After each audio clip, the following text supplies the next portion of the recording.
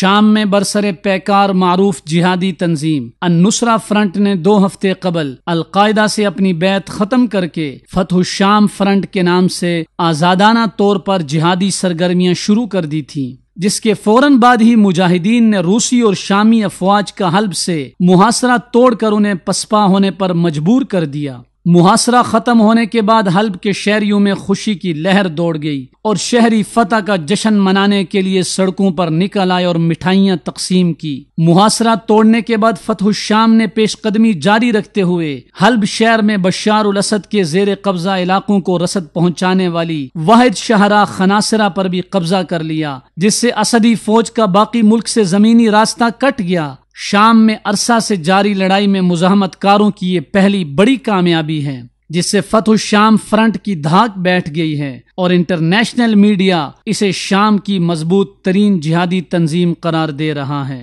حلب میں فتح الشام کی پیش قدمی سے اسدی اور روسی افواج پر لرزہ طاری ہو گیا ہے اور وہ حلب شہر سے فرار ہو کر ادلب شہر میں اندھادھند ظالمانہ کارروائیوں پر اتر آئے ہیں۔ 1 ہفتے سے جاری بے رحم بمباری میں جاں بحق ہونے والوں کی تعداد 100 سے تجاوز کر چکی ہے، جس میں اکثریت عورتوں اور بچوں کی ہے۔ حلب میں طویل عرصہ محصور رہنے کے بعد حصار توڑنے پر تو اقوام متحدہ نے تشویش کا اظہار کرتے ہوئے جنگ بندی پر زور دیا تھا، لیکن کیا ادلب میں ہونے والی انسانی حقوق کی پامالی بھی عالمی طاقتوں کو نظر آئے گی، یا وہ اب بھی اپنی منافقت سے کام لیتے ہوئے مسلمانوں کے قتل عام کو خاموش تماشائی بن کے دیکھتے ہی رہیں گے؟